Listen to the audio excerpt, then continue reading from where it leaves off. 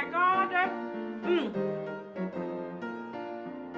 Bung basao! Such an easy recipe, but with so much flavor and deliciousness.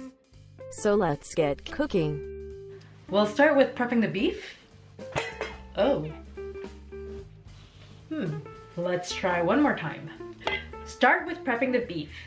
Any cut will do really, so long as you slice the meat into very thin pieces. To make the eating and chewing easier on you, cut against the grain through the fibers rather than the opposite. Once everything is nicely sliced, you'll want to tenderize your meat two ways. First, physically. Spread your meat evenly across the board and cover with something you won't mind destroying. With your favorite mallet, lightly pound across the surface to break down those muscle fibers. Don't go too crazy, you don't want this to turn into a mush. Then, mix your protein with a spoon of sugar, a natural tenderizer. Not only that, it'll help caramelize your meat at the cooking stage. Let everything rest for 15-20 minutes while you get the marinade ready. The marinade will contain shallot, garlic, and as much lemongrass as you can handle. Oh, it smells so good. I keep these in the freezer. That's why they're a little bit wet, but they keep very well. All you have to do is make sure you take them out a few hours before and then get chopping. Chop everything into small pieces. If you happen to have a good trick on how to tackle onions, kindly let me know. As you can see, I could use some help in that department. The marinade is not quite ready yet. In good Vietnamese spirit, add a spoonful of fish sauce to the mix. Also, a pinch of salt and a smaller spoon of natural oil. Mix evenly and incorporate into the container where your beef is having a nap. Fold a few times so that every slice of beef is nicely covered with the marinade and put aside for at least 30 minutes. Meanwhile, we'll cook the rice noodles.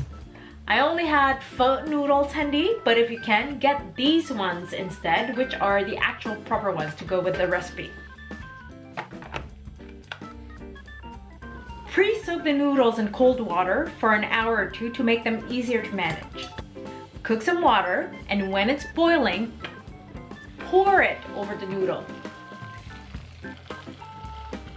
Soak them for a few minutes until they're soft. Then drain, refresh with cold water, and then drain again. This way, you'll get nice and firm noodles that you can put aside for later on. At this point, you pretty much have everything ready. So time to shake up your meat. In a pan on high heat, add a few spoons of natural oil, followed by the marinated beef. Spread the slices evenly across the pan as you want their bottom part to touch as much heating surface as possible to get a nice browning. Cover and be patient. Flip the slice and repeat the process a few times. Eventually, your stir fry will be ready, at which point you'll add a few pinches of sesame seed and then plate.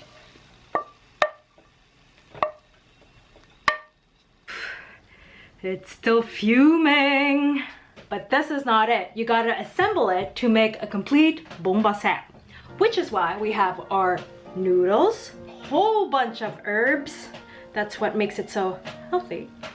This beef smells divine. Just the lemongrass that comes out of it. Oh, marinated carrots and daikons, fried onions. Last but not least, the fish sauce. The nước mắm.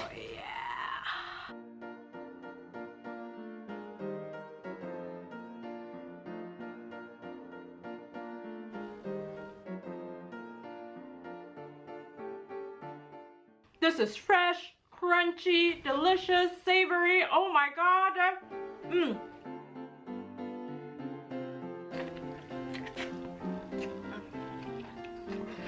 This is it for this week's video. I hope you enjoyed this very simple recipe. And on this, I'll see you next time.